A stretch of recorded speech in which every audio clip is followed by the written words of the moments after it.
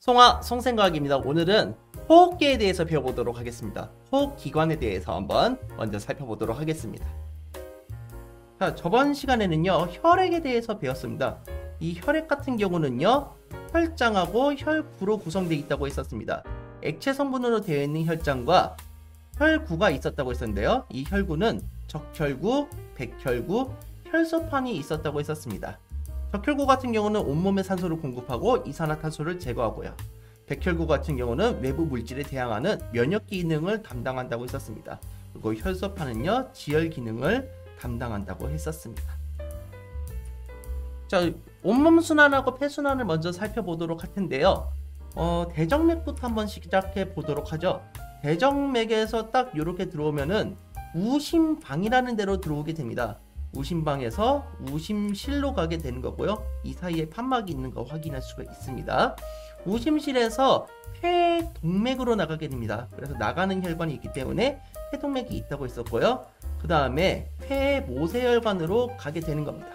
그리고 여기서 이제 깨끗한 산소를 받아들이면서 폐정맥으로 내려오게 되겠죠. 그리고 좌심방, 좌심실을 거쳐서 온몸으로 퍼뜨려야 됩니다. 그래서 이거를 대동맥이라고 한다고 했었습니다.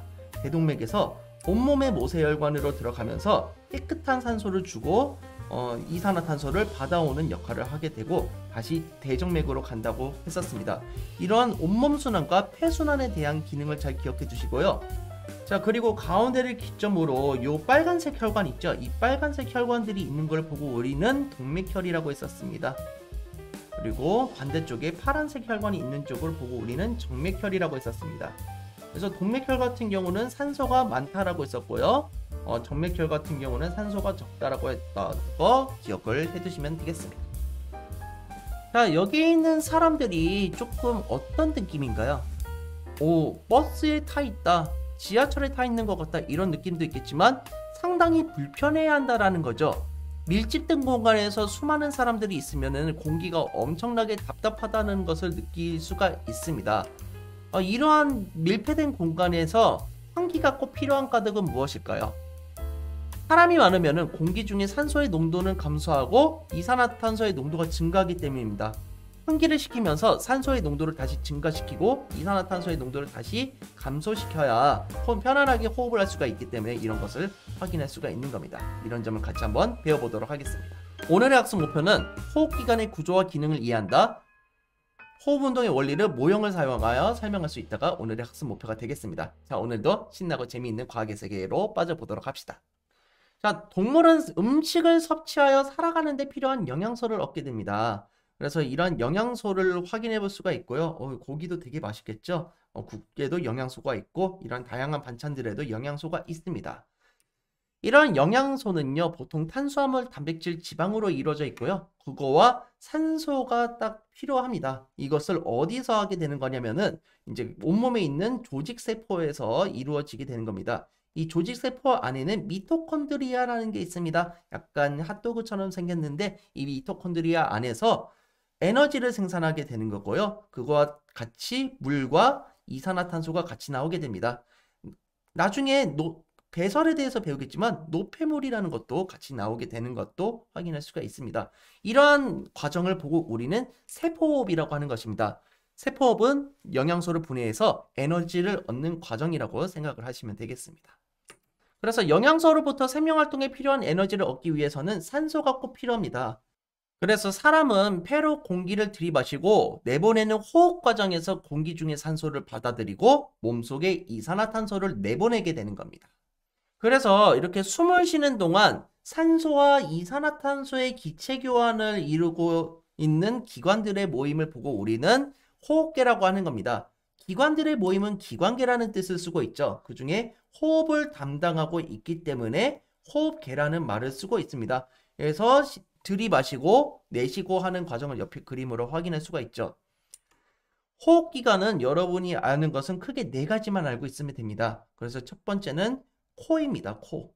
코로 숨을 들이마시죠. 하고 들이마시는 걸 확인할 수 있죠. 이게 어디로 가냐면은 바로 기관으로 가게 되는 겁니다. 여기 부분을 기관이라고 하게 되는 거고요. 기관 밑에는 이제 길이 나뉘어집니다. 가지를 친다라고 많이 얘기를 하고 있죠. 이 가지의 뜻을 받아들여서 기관지라는 표현으로 쓰게 됩니다. 그래서 하나를 두 개로 나뉘어지는 걸 확인할 수 있고 마지막으로 이렇게 달려있는 것을 보고 우리는 폐라고 하는 것을 확인할 수가 있습니다. 그래서 호흡기관의 대표적인 네 가지는 코, 기관, 기관지, 폐가 있다는 것을 확인할 수가 있습니다. 호흡기에서의 공기 이동을 한번 살펴볼 텐데요. 우리가 숨을 쉬어보면 됩니다. 이렇게 숨을 딱 쉬었죠. 그러면 코로 이렇게 쓱 들어가는 것을 확인할 수가 있습니다. 그래서 맨 처음은 코라는 것을 알 수 있고요. 이 코 밑에 기관으로 내려가는 것을 확인할 수 있습니다. 그리고 기관이 두 개로 나뉘어지는데 기관지로 나뉘어지게 되고요. 그 다음에 폐가 있겠죠. 근데 이 폐에 보면요. 그 기관지가 또 기관지로 나뉘어지고 또 기관지로 나뉘어지면서 끝에 부분에 그 폐 공기 주머니가 있게 됩니다. 이런 걸 보고 우리는 폐포라고 하게 됩니다. 그래서 이런 폐포가 무려 4만 개 정도나 있다고 합니다. 엄청나게 많다는 걸 알 수가 있죠. 그리고 파란색하고 빨간색으로 막 실타래처럼 되어 있는 게 있는데 이런 걸 보고 우리는 모세혈관이라고 합니다. 그래서 우리 저번 시간에 폐순환 배웠었죠. 폐포 다음에 폐의 모세혈관으로 이렇게 산소가 전달이 되는 것을 확인할 수가 있습니다. 이산화탄소 같은 경우는 거꾸로 가겠죠. 이렇게 갔다가 이렇게 해서 반대로 나가는 것을 확인할 수가 있습니다. 자, 그럼 폐포에 대해서 조금 자세히 설명을 해보고자 하는데 폐는 폐포라는 작은 공기주머니로 이루어져 있습니다. 폐 전체에 약 3억 개가 있다는 점을 기억해 두시면 될 것 같고요. 폐포의 표면은요. 이런 조그마한 실 같은 게 있죠. 이런 걸 보고 우리는 모세혈관이라고 합니다. 모세혈관으로 둘러싸여 있고요. 모세혈관에서 이산화탄소를 폐포에다 건네주고 폐포에서 모세혈관으로 산소를 전달해주는 역할을 하게 되는 겁니다. 그래서 폐포와 모세혈관 사이에서는 산소와 이산화탄소가 교환되는데 이런 것을 보고 우리는 기체 교환이라고 하는 겁니다. 그래서 여기에 있는 것들은 모세혈관입니다. 모세혈관.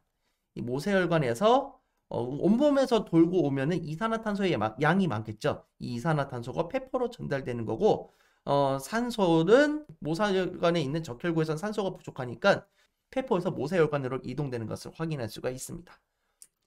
폐는 그리고 수많은 폐포로 이루어져 있고 공기와 닿는 표면적이 매우 넓습니다. 그래서 구형으로 되어 있는 것을 확인할 수 있죠. 그렇다 보니까 닿는 표면적이 매우 넓습니다. 그래서 폐에서는 기체 교환이 효율적으로 일어날 수가 있다라는 거고요. 자, 그런데 이 폐포에 닿는 표면적이 얼마나 넓냐? 이거를 확인하고 싶으면은 이제 이 폐포를 다 펴보면 됩니다. 그래서 망치로 예를 들어서 다 두들겨서 폐포를 다 펴봤다 이렇게 했을 때 어느 정도 크기냐면은 테니스장의 크기 정도가 나온다고 합니다.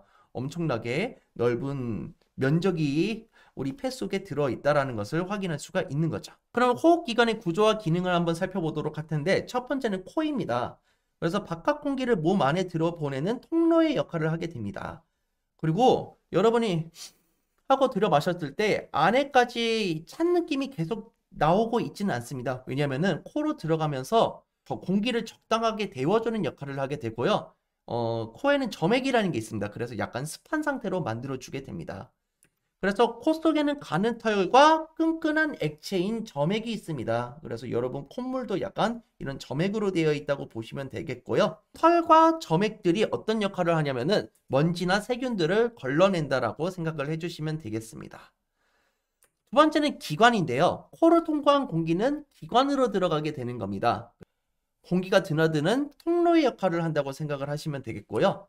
안쪽에는 가는 섬모가 있습니다. 그래서 이것도 먼지나 세균 등을 걸러준다라는 사실을 알 수 있습니다. 특히 기도 부분에 아주 작은 솜털 모양의 섬모가 있다는 점을 알 수가 있겠습니다. 자, 세 번째는 기관지입니다. 기관에서 두 개의 기관지로 나뉘어지게 됩니다. 그래서 제가 방금 전에 말했죠. 가지라고 했었습니다. 그래서 가지 치듯이 두 개로 딱 나뉘어집니다. 이런 걸 보고 우리가 기관지라고 하고요. 기관지에는 각각의 폐가 이렇게 연결이 되어 있다는 사실을 알 수 있습니다. 좌우의 폐로 연결되는 거고요. 폐 속에 더 많은 가지로 갈라져서 폐포와 연결되게 됩니다. 자, 그래서 기관지에서 더 세밀하게 갈라지기도 하는데 이렇게 더 세밀하게 갈라졌다고 해서 새 기관지라고 하고 있고요. 그 끝에는 이제 이런 폐포 같은 게 있다고 보시면 되겠습니다.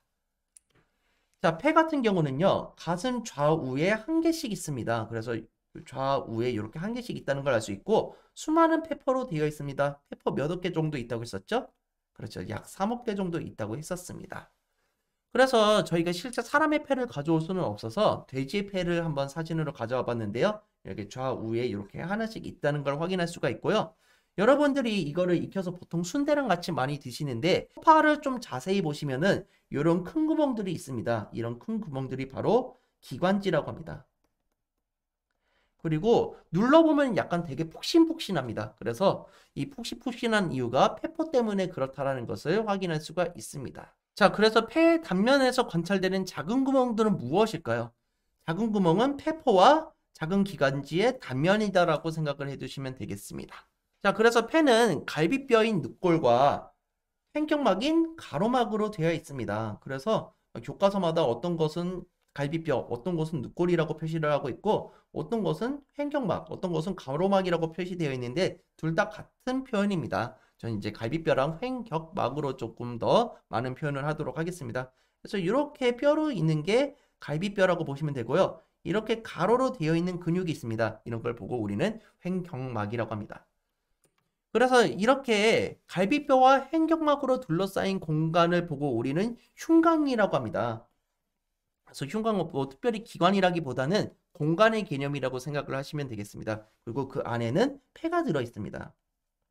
그래서 이런 식으로 갈비뼈와 횡격막 사이의 이 공간을 보고 우리는 흉곽이라고 한다는 점을 알고 계시면 되겠습니다. 그래서 이 흉곽을 이루는 걸 다시 한번 살펴봐야 되겠죠. 횡격막 같은 경우는 근육으로 된 막으로 흉곽 속의 압력을 조절하는 겁니다. 그리고 폐가 움직일 수 있도록 해주고 숨을 쉴 수 있도록 도와주는 거죠. 갈비뼈 같은 경우는 폐를 보호하고요. 갈비뼈가 위아래로 움직이면서 호흡 운동이 일어나게 되는 겁니다. 그리고 갈비뼈는 폐뿐만 아니라 심장도 보호하고 있다는 점도 기억해 두시면 되겠습니다. 그런데 이런 횡격막이 운동이 이상이 생기게 되면요. 딸꾹질을 하게 됩니다. 그래서 딸꾹질도 횡격막이 정상적인 운동에서 벗어났을 때 일어나게 되는 겁니다.